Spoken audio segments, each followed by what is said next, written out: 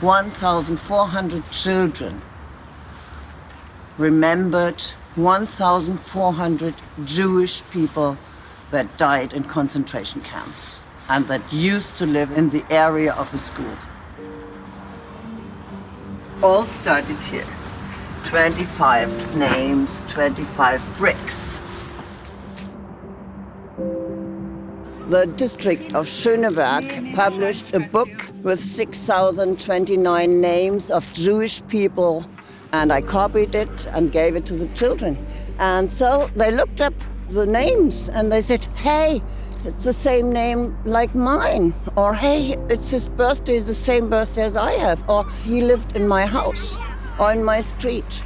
And nearby my house, they were building a house and they had yellow bricks there. And I thought, we do our own memorial on the school ground. And then the children came up to us and said, can we do the same thing? And we said, okay. And that's it. Every year from 1994. Every year.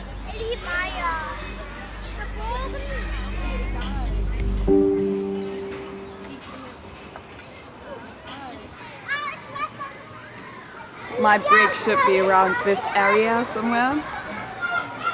It's just so many people, which is kind of shocking because it's actually not nice to search in all of this. I think really important was you got to know the history a little bit more. It wasn't just history, it wasn't just a story someone told you, like some movie you see. You got deeper into it and it became more realistic because you got in touch with it so close and you had to get to know somebody, and I think that was really important and that you actually you got in touch with the whole history.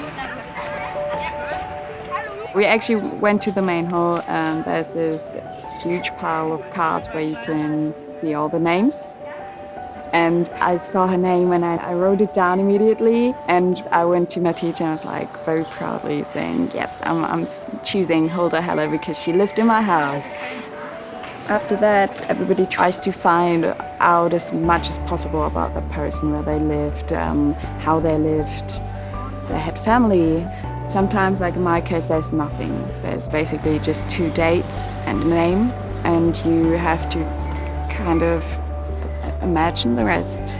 I remember imagining how she might have looked and how she walked out of the same door that I'm walking out every day.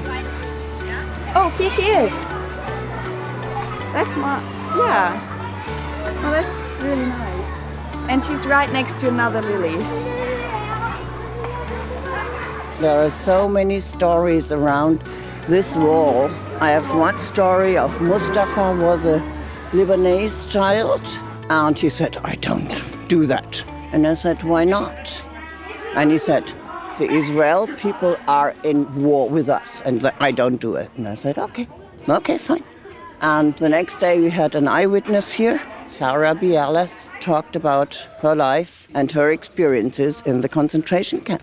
And the next morning, 2 boys stood at my door, and there was Mustafa and said, can I talk to you? And I said, yes, sure, what's the matter? He said, I couldn't sleep all night. I thought of what Sarah told us. Can I please lay us down? And I said, sure you can. Ich glaube, dass ich spüre, wenn die Schüler dieses Projekt durchgeführt haben und hier vor dem kleinen Publikum schon ihre Meinung gesagt haben, dass sie dann auch aus der Schule rausgehen mit gewachsenem, gefestigtem Selbstbewusstsein, mit Rückgrat, dass sie sich trauen, auch Nein zu sagen, wenn sie Unmenschlichkeit sehen oder wenn jemand um Hilfe ruft, Hilfe braucht, dass sie dann wirklich die Kraft haben, dort zu agieren.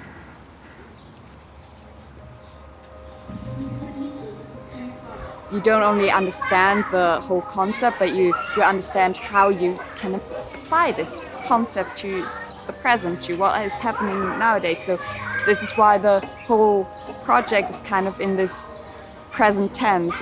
We all lay down a brick and we say, I think. Think is present. Think isn't in the past. We don't say, oh, I thought about that person and now it's gone. And we think about it. It's this active kind of thing. Wir schreiben diese Namen auf, damit das immer im Gedächtnis bleibt und damit wir alle mithelfen, dass sowas nie wieder geschieht.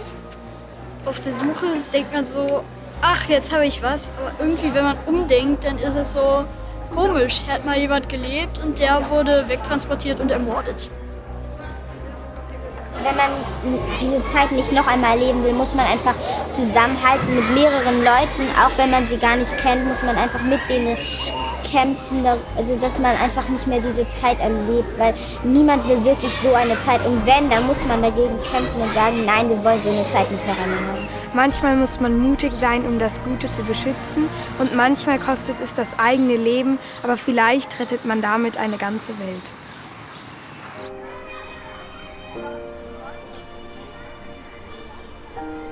Every year in summer, before the ceremony, the children of the 6th grades rewrite the names. We have pictures. And then they rewrite everything. So even when they rewrite the names, they get in touch with these people. And what we always say is that in the minute I talk about Betty Sommerfeld, she is alive again. She's in my memory. She's not forgotten. Also ich finde es schön, dass wir über wichtige Leute, so zum Beispiel wie Anne Frank oder so reden, aber auch, dass es jetzt so eine Leute gibt, die jetzt vielleicht nicht die jetzt kein Museum haben, wo nur über den geredet werden, sondern dass wir auch einfach irgendwie an die Leute hier denken und das finde ich einfach schön. Weil die verdienen es ja auch, einen Stein zu kriegen, weil sie sind ja genauso gestorben wie jetzt Anne Frank und dass sie es halt auch verdienen, dass jemand an sie denkt und dass sie vielleicht kein eigenes Grab kriegen, aber dass sie einen eigenen Stein kriegen, wo jeden Tag ein Kind das anguckt und sich daran erinnert.